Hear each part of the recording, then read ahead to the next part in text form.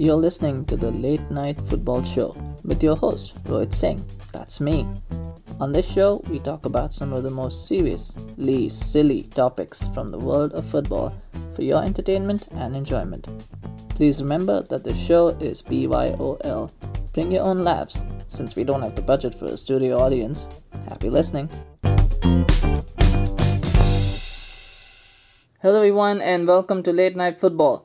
There's so much more football to talk about now because of so many of the big leagues returning, but that also means that controversy is not very far. VAR was in the spotlight this week, as it is almost every week when football is on, so let's dive right into it. So the controversy in question happened on the reopening day of the Premier League in the first game itself between Aston Villa and Sheffield United on Wednesday. Now during the closing stages of the first half, there was a Sheffield United cross which is headed in by their striker, and the goalkeeper stumbles as he tries to stop the ball from going in and holds it up against the inside of the crossbar.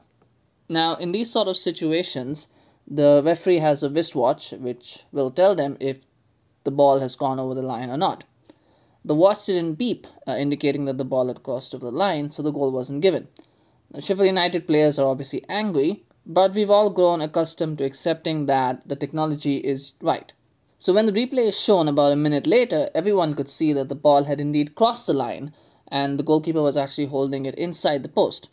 Yet the video assistant referee, or VAR, chose not to intervene, and we'll talk about that in a moment, but the play went on. The watch did actually beep to indicate a goal, but it did so at halftime, and it wasn't given, for whatever reason. And when we came back out for the second half, play resumed as normal. Now, there's actually two different pieces of technology in question this week when we come to this specific incident. There is the goal decision system, which is also called goal line technology, and is used to determine whether the ball crossed the line for a goal or not. And then there is VAR, which is video assistant referee. We'll start with the first one because it seems a little bit more straightforward and easier, for what that's worth. Goal line technology has been in use for quite a few years now. And while there were many skeptics initially, it has worked wonderfully since its introduction, and is now used in almost all major international competitions like the Champions League, the World Cup, the European Championships, used everywhere. Now for those of you who also follow tennis or cricket, you might be familiar with the company Hawkeye, which is the one that actually manages this technology.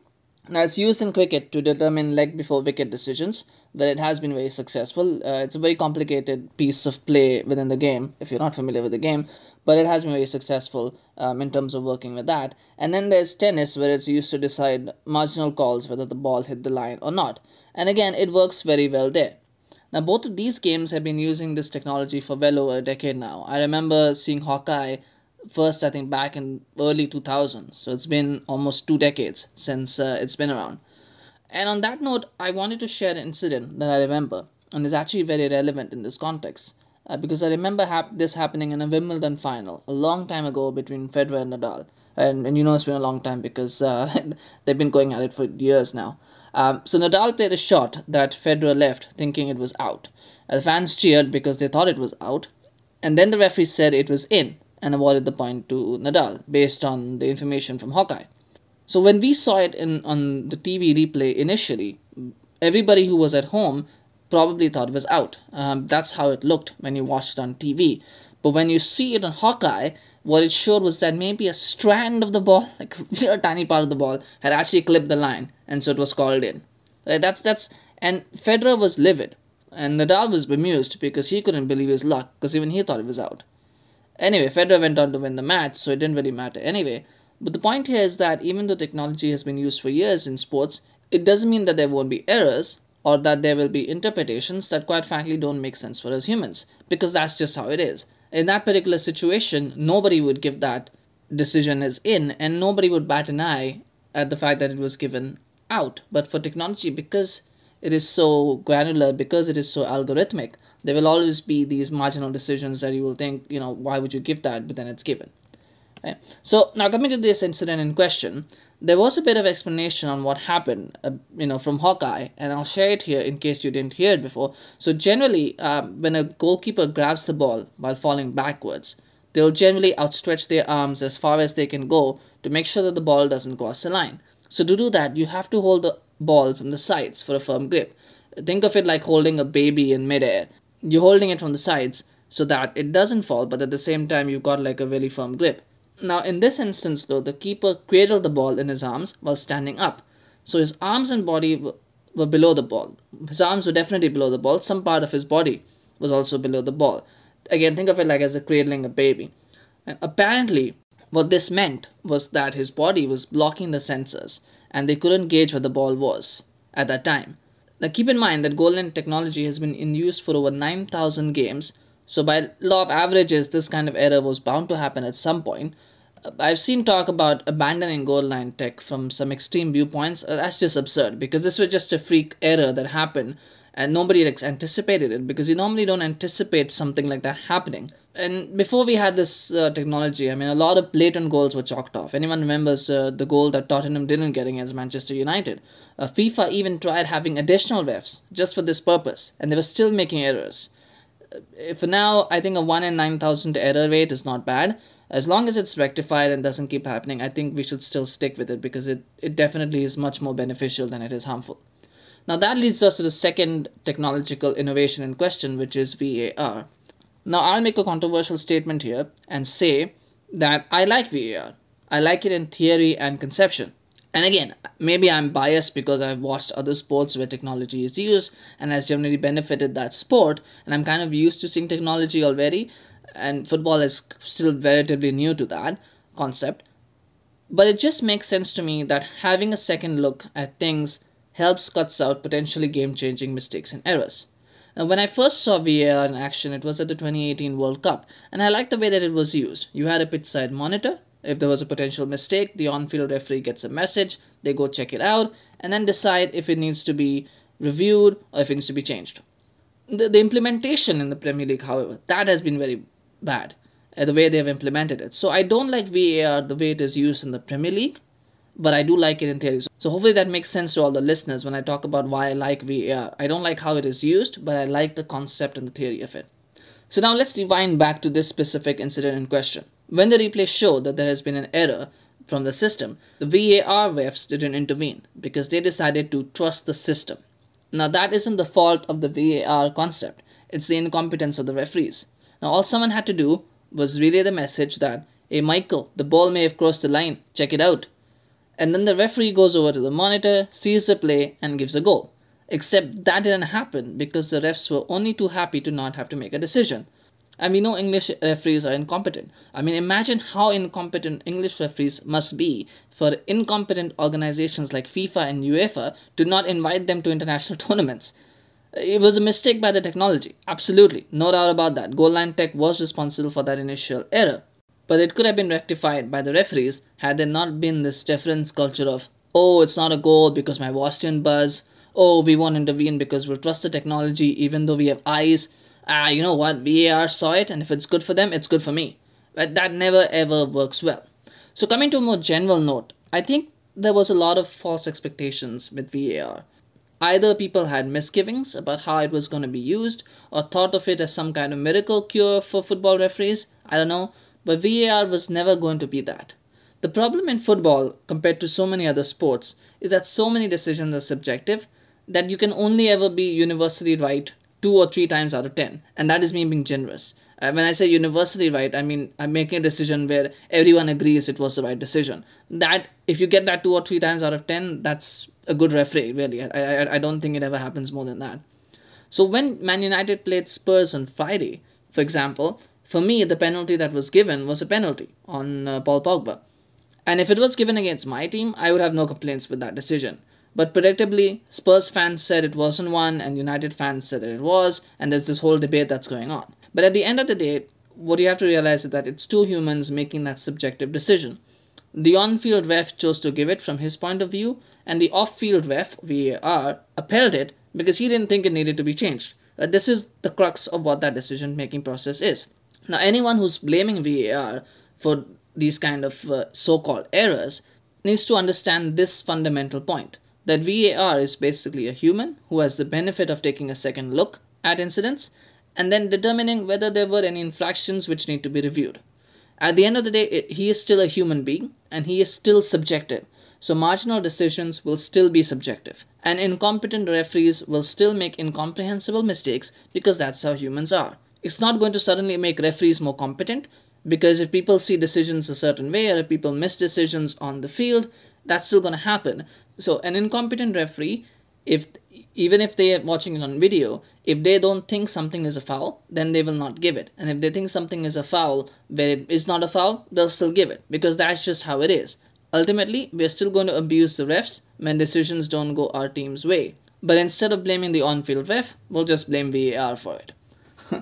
Now, as far as offsides are concerned, and I know this always bugs a lot of people, when there's all kinds of minor checks or when a player is found to be offside by a toenail or an armpit hair.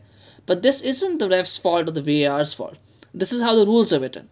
They're only implementing what the rules state. So as long as that doesn't change, things will stay this way. If the rule states, and this is where we go back to that issue of a strand of a ball being on the line, so it's called in. If the rules state that a toenail being offside is offside, then it is offside. If the rules state that an armpit hair being offside is offside, that is an offside. What I will say though is that oftentimes there are decisions like where the player's leg is offside or when their head is offside, and those decisions are the ones that are often missed by the referees, and that's where VAR is really, really beneficial. And I can bet you that the people who moan about VAR taking a lot of time to make decisions would also moan at the assistant referees who miss those decisions, and they'll be ably aided by the same media people who also pile on the refs, but they are now criticizing VAR for it. Do I hate the granular level of detail? Absolutely, I hate it. But you can't have it in one instance and then decide not to have it in another just because it suits people's agendas or just because one is convenient for you and the other is inconvenient. That won't work. So finally, how can we actually improve VAR? I think the first thing is that on-field referees deciding not to use a pitch-side monitor is stupid and actually gives a lot of credence to unnecessary controversy. At the end of the day, what VAR should be doing is not refereeing the game. It is an assistant ref. So the assistant ref has to say, listen, there is an issue, maybe you need to check that. And then the referee has to go to the monitor and decide, is that worth reviewing? Is that worth changing that decision? That's what needs to happen. Now, I understand some people say that if an assistant ref tells you that there's something to change, mentally you might think that yes, I need to change. So you're kind of saving time. But oftentimes what happens is that there might be a situation where the ref actually saw the incident and he deemed that there was nothing to change. But then if the VAR says, oh, you know what, maybe you need to change that, they might change that. So I think every time the on-field ref has to take that final decision, and they have to be empowered and they have to feel comfortable using that monitor on the pitch side to make that decision. At the end of the day, getting the right decision, even if it takes a couple of minutes, is much better than taking a couple of minutes anyway and then making the wrong decision. Nobody likes that. Another thing I think that is needed is transparency. I think one of the things that a lot of us as fans were kind of confused about is why did the ref come up to that conclusion? Why did they make that decision? And I understand that a lot of people are hesitant with microphones because it captures everything and you don't always want people to hear everything. But I think there needs to be some kind of system where when the ref and the VAR are communicating, that there's some kind of sound transmission. And this happens in other sports where when there is a sort of debate around the decision with the video ref or the on-field ref, there usually is that communication line, so they're talking through why they're giving a decision. Even for something very, very trivial where we can all actually see what's happening, they still communicate and they still keep those mics open. So I think we need to do that. We need to have more transparency with the ref and the VAR so we can understand why they made that decision, and then we can hold them accountable.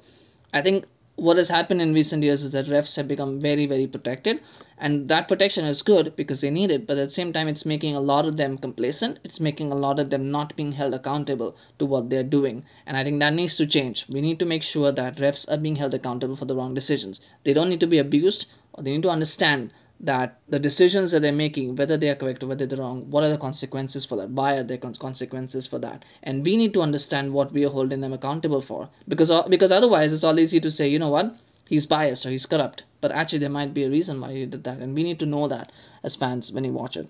I also think, and again, this is something that happens in many other sports, but I do think it needs to happen in football as well, that rather than decisions arbitrarily being reviewed by the refs whenever they're looking through the game, I think they should have a referral system similar to tennis or rugby or other sports.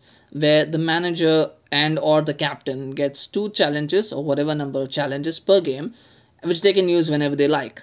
If the decision is overturned, they get to keep it. Otherwise, they lose that review. And it will also reduce stoppages, because when it comes to marginal decisions, players are not going to want to lose referrals on those frivolous decisions. So when we talk about a toenail being offside or a hair being outside, nobody's going to challenge for that, because they know that if that isn't overturned, they've lost the review, unless it's late in the game or whatever. But in that case, it would happen anyway. And what this also does is that it doesn't take off that control that the on-field refs have, because what's happening is, if every decision is going to be reviewed, a lot of times the refs kind of become subservient to the technology. They're like, okay, VAR will look at it, we don't need to worry about it. Whereas in this case, they won't have that luxury. They'll have to keep their eyes open. They'll have to keep refereeing the game, so to speak, because they still need to get the right decisions if it's not reviewed. Just because something's not reviewed doesn't mean it was correct, right? But at the end of the day, though, I think what's most important is that, like any new system, there will always be a period of trial and adaptation. For the people who are running the game, for the referees, for the players and managers, it's a bit of an adaptation. And we as fans, we need to support that, rather than asking for it to be thrown out whenever it doesn't suit us, or at the moment it makes a mistake. That doesn't mean we should blindly praise it, or we should kind of blindly support it even when it's obviously making mistakes, but instead offering constructive criticism on how it can be improved would be more beneficial. And I'm saying this as someone who has seen some real howlers this season from VAR. I've seen VAR make the kind of mistakes that I could not even believe I was watching. But I've also seen lots of moments where VAR has saved teams from howlers that the on-field ref has made.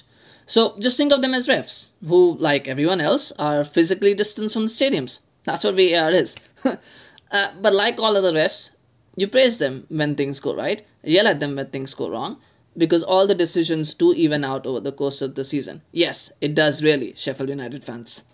Alright guys, take care everyone, and see you again next week.